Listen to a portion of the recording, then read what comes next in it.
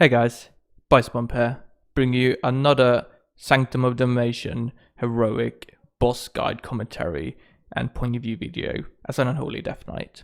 Today we're taking a look at Painsmith Raznal, is his name? Let's just call him Painsmith. We are running the normal pure single target build. You might have heard this before, but you can pick up Clawing Shadows. It is an option. I feel like also will probably deal more damage, but Clawing Shadows actually quite nice on this boss because you will be running out of melee quite a lot, and it's really nice when you kill the big balls that come through because you don't need to go into melee range and then you kind of don't risk getting run over. However, if I had to pick one, I would probably pick All Reserve. Running the Deadliest Core legendary and picking up the AMA Soul Mine. Alright, let's just jump straight into it. So, on pull, we don't lost, but I'm still going to use army. We're going to lost in last phase, and army will be up for then, so it's completely fine to use army on pull. I used the normal rotation with double Festering Strike into Blight, Dark Transformation, Limb, and Apocalypse. You can notice here, I did pay attention and didn't use my potion. I want to use my potion for lost later. It's going to see much better use then. Here we can see this is another Death K using the AMZ. But that's a great opportunity to do so. Whenever the tank runs out, that's when you want to use your AMZ. It's going to heal so much overall on your raid and help out your healers. These spike balls, good idea to save up some running power so you can use a couple of death calls on them. We do want to try and avoid getting close to them because it's very easy to get stuck underneath and just simply die. If you are confident in exactly where a character is, you can definitely just, backpedal and keep your distance, but I'm not a big fan of that. So I quite like saving up a couple of death calls, using my outbreak, using a couple of death calls, and then that's my way of dealing damage. You can see here, outbreak into 3 death calls, deals a lot of damage. Right, we've got intermission, nothing too much to talk about here. We just run into the gaps that are formed, try and stack up as a group, and whenever there's fire being thrown at us, we run away as a group, right? Is the general tactic you will see lots of guilds do. You could probably also do a bit more free-for-all, but I feel like this works very well if everyone's paying attention. If you do get hit by the spikes, it stuns you, and here is where IBF, Icebound Fortitude, has such great value. Use it, get out of the stun, and get wherever you need to be. You will see, I think on this pool, I actually use IBF once to get out of quite a pickle situation.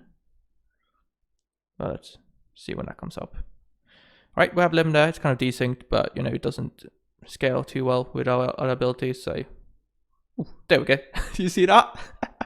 Jesus Christ, without IBF I would have been dead in water, but I get stunned because I don't pay attention to the tank mechanic. Second phase, tank runs out. When he explodes, you get these spikes going across the room, and if it hits you, you get stunned, right? So luckily for me, I had IBF, so I could just use it and then run out from the spike range. That's another point, right? Stay away from the spikes, because that could happen and then you're just dead without IBF. I got hit again. I would like to question that hit because I feel like that didn't look like it was actually hitting me. But I should just play better. That's the unfortunate truth. Alright.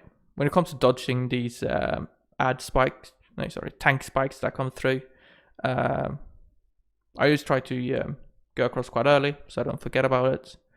And just wait for the line next to me to light up, and then I move. We do this nice thing.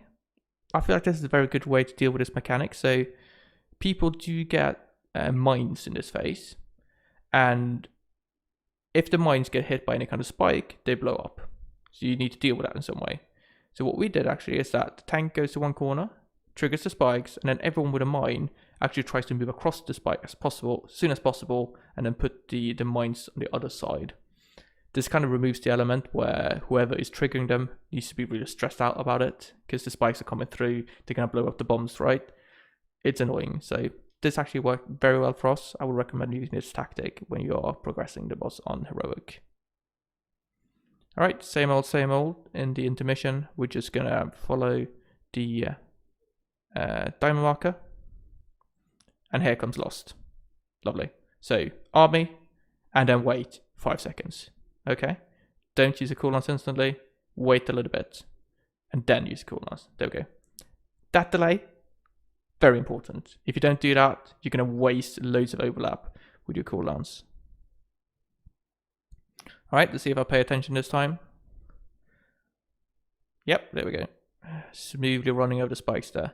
This is when it gets really hectic, so this is like when you really need to be your best in this fight and make sure you concentrate. I use Soul Reaper as much as possible, as always.